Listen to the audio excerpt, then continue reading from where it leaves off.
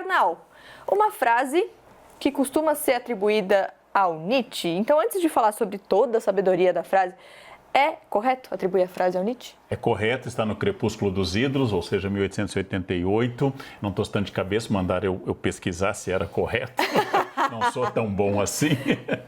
No início ele fala assim, essa tática bélica de vida. Tudo que não me destrói, me fortalece. Mas se eu visse um caminhão citando o Crepúsculo dos Ídolos, eu seguiria, porque eu dirigi muito tempo para a Unicamp e o que eu vi era, nas curvas do teu corpo, capotei a minha vida. Era uma coisa uma frase melhor, uma construção poética inacreditável. Melhor. Eu gosto dessas frases, porque de fato é o nosso objetivo. A sabedoria popular não é só o senso comum, ela representa um consenso social sobre um ponto. Nietzsche pensou isso na Alemanha do século XIX, mas é válido, não? Tudo aquilo que me machuca me leva a uma resistência, me leva a criar uma maior capacidade de enfrentar o mal. Agora, falando um pouquinho sobre o que essa frase significa, Gabi, a gente pode falar muito sobre resiliência. Uma palavra que a gente ouve muito, a gente tem escutado muito, principalmente agora, por causa da pandemia.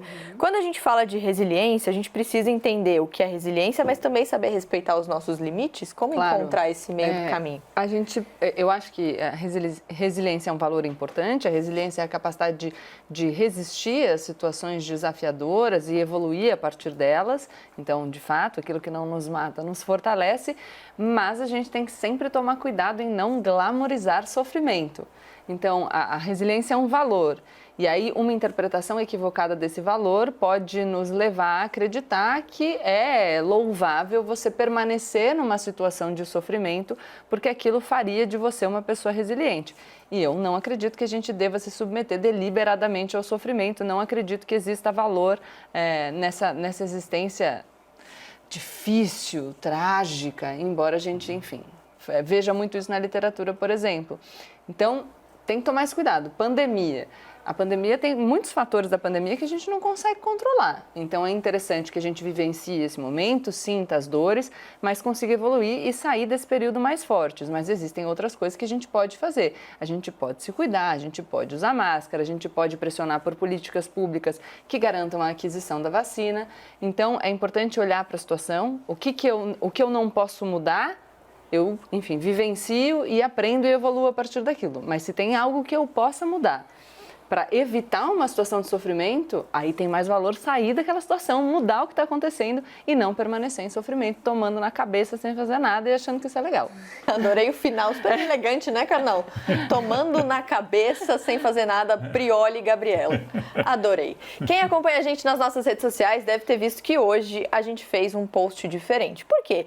A gente se inspirou nas figurinhas de bom dia, naquelas mensagens que a gente recebe logo de manhã, nos grupos de WhatsApp da família. Todo grupo de família tem o bom dia com glitter e um ursinho fofinho. Não tô nos grupos da minha família.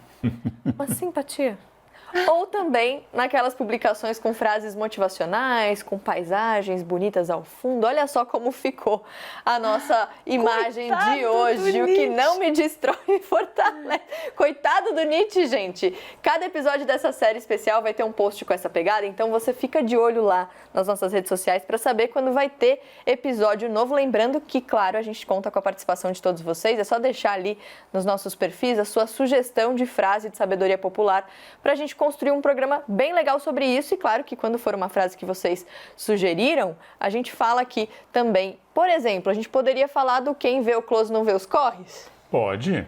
Eu gosto dessas frases porque, de fato, elas não são erradas e elas são cheias de ânimo. Eu vou dizer uma preferida minha. Não diga para Deus que você tem grandes problemas. Diga para os problemas que você tem um grande Deus. Isso é linda, né? Essa é linda. Gostei.